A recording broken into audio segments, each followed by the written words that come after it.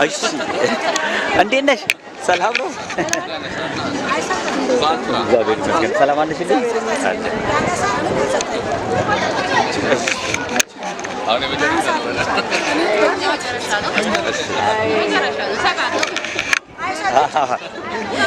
ክቡር አስከሬን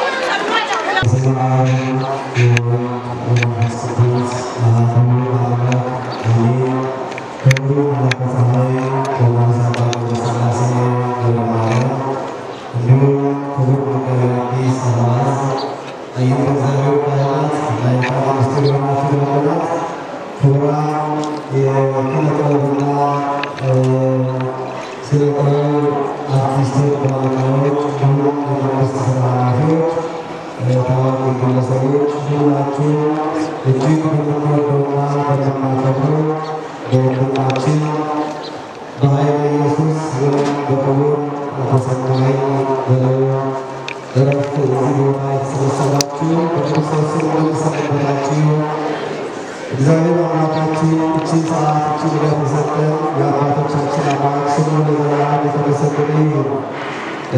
ሰዓቱም በጣም እየሄደ ስለሆነ ከኋላ ዝናብ እየመጣ ስለሆነ ጥቂት ቃላት ብቻ ነው የሚገልጸው። ንበሩ ድሉዋኒክሙ የማቴዎስ ወንጌል ምዕራፍ 24 ከቁጥር 42 ላይ ወደሆነ ተስፋችሁ ተጠበቃችሁ ነበረ ይላል። ዛሬ ሁላችንም ወንድማችን ኃይለ ኢየሱስ እኖራለሁ እንጂ በዚህ ሰዓት እቀራለሁ ብሎ አላሰበም። ብዙ ፈተናዎችን አሳልፏል። ቅድም በሕይወት ታሪኩ እንደሰማነው በስሙ የተሰየመ ድልድይ አለ። እግዚአብሔር ከዛ ውስጥ አወጥቶ እድሜ ሰጥቶት እዚህ አድርሶታል።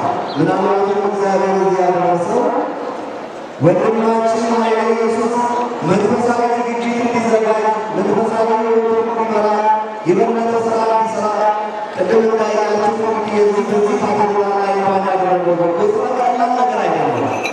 በአንድ ጎን የሆነ በተሳራ ሁለት ሴት ነው በዓለማዊ ሕዝብ የሚያደርሰው በጎ ነገር እያደረገ ሀገርን በሚያስታውቅ በተለይ የምታወቁ ሁላችንም ከባላገር የመጣን ነውና ባላገርነት ውበት እንጂ ማፈራ አለመሆኑ ያሳየበት በጣም ትልቅ ለኛ ነው።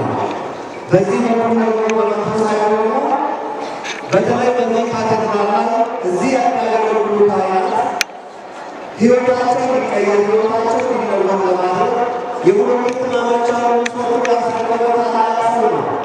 ይህ ብቻ ለምሳሌ ተናገር እንጂ በየገዳማቱ በየአድባራቱ ወደ ሰሜኑ ወደ ደቡብ ወደ ሁሉም ቦታ ለኪነ ጥበብ ስራ በሚሄዱበት ወቅት ቤተ ክርስቲያን ገብቶ ሳሎ ሳይሆን ሳያድስ አይሆንም። ለምን በሚያልፈው ዘመኑ የማያልፈው ስራ ለመስራት ተጠርተዋል። ለዚህ ነው ንበሩ ድሉዋኒክሙ ተዘጋጅታችሁ ጠብቁ እኔ ወደ ሌባዊነት እመጣለሁ። መዘጋጀት ማለት ምንድን ነው ወገኖች? ሞት ማለት መምህር ነው። ከጎናችን ያለ ወንድማችን ሲሞት፣ እህታችን እናታችን ሲሞት እኔና እናንተ ልንማር ያስፈልጋል። ሞታ ነፍስ የማዛሬ የሞት የነፍስ ሞታ ከእግዚአብሔር መራቅ ነው፣ ከእግዚአብሔር መለየት ነው። ወንድማችን ግን ከእግዚአብሔር ጋር ተጣብቆ ንስሐ ገብቶ እኔ እንደሆነ ያላቸው ጉዞ ከኔ ጋር ኢየሩሳሌም እንደሚሄድ ሲነግረኝ ነበር። ነገር ግን ማንተከበ ወይ ተቀደለ። ስለዚህ በዚህ ሰዓት እቅድ ያላችሁ ብዙ ነገር ለመስራት የተዘጋጃችሁ ያለናችሁ በህልማችሁ ውስጥ ማንነት ያስፈልጋል። እግዚአብሔር ውበት ያስፈልጋል። በእቅዳችሁ ውስጥ ለመስራት የተዘጋጃችሁ ውስጥ በሕይወታችሁ በኑሯችሁ ውስጥ ማንነት ያስፈልጋል። እግዚአብሔር ወደሁሉ ተዘጋጅታችሁ ጠብቁ። ድንገት እንደሌላ ያመጣቃል እግዚአብሔር ዛሬ ወንድማችን ሲሞት ሌላ እናንተ ልንዘጋጅ ንስሐ ልንገባ እሱ የሰራውን በጎ ስራዎችን ልንሰራ እሱ በተመላለሰበት መንገድ ልንመላለስ ያስፈልጋል።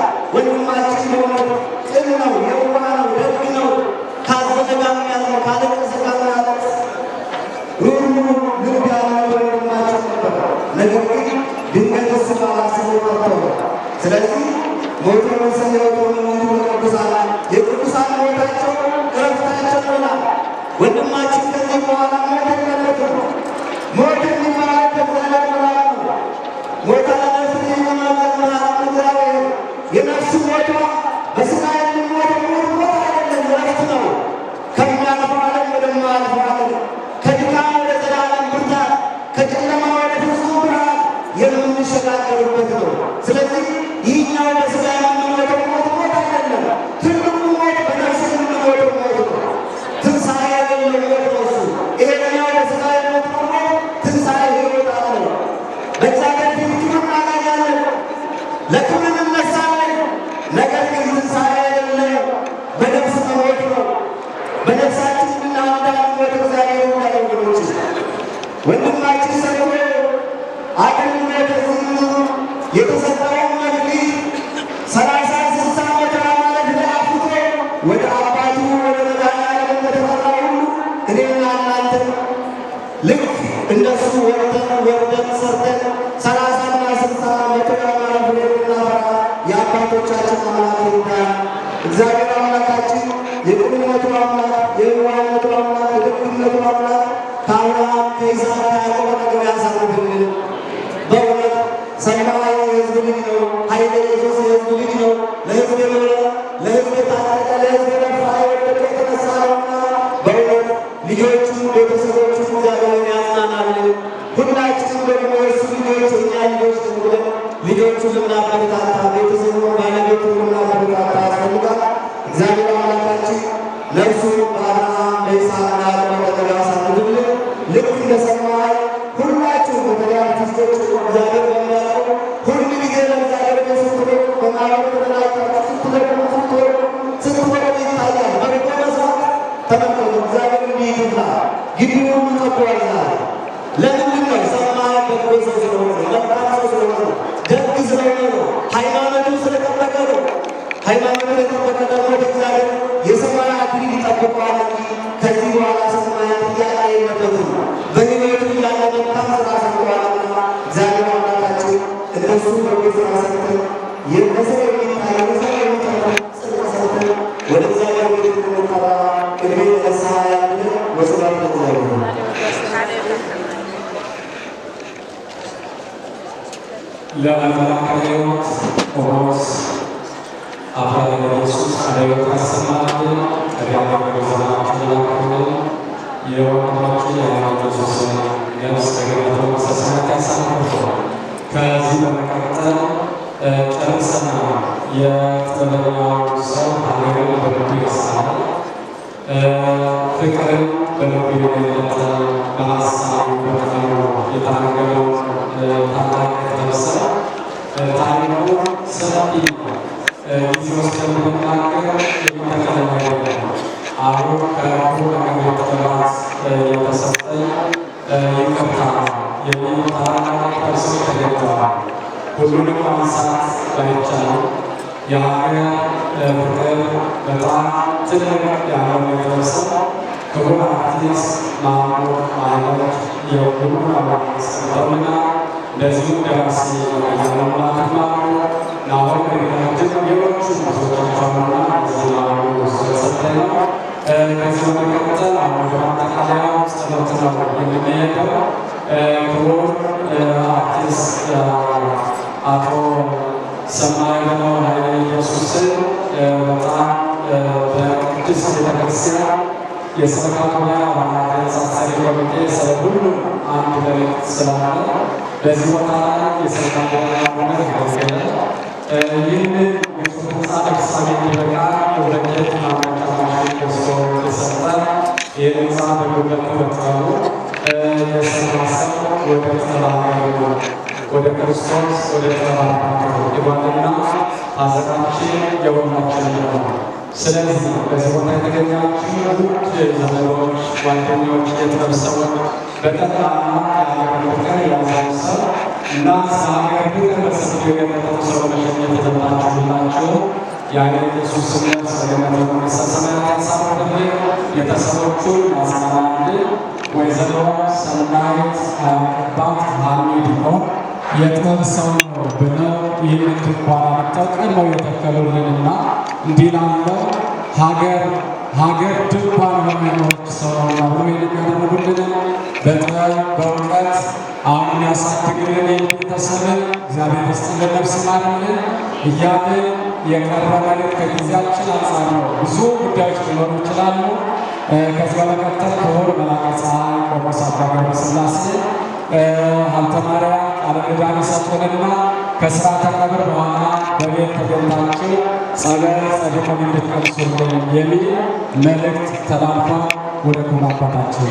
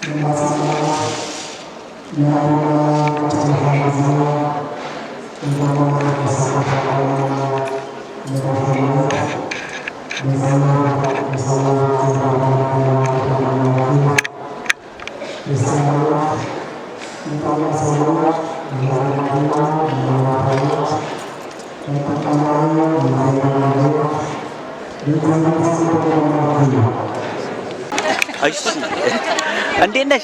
ሰላም ነው? እግዚአብሔር ይመስገን። ሰላም አለሽልኝ?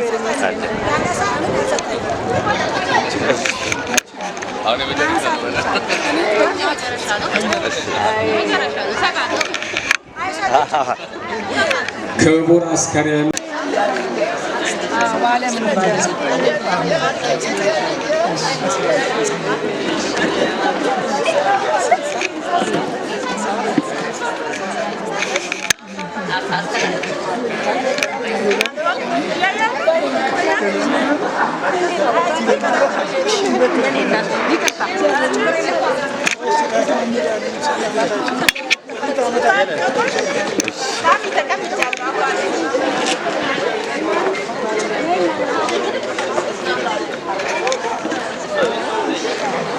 ጀርባቸውን አታች ወይ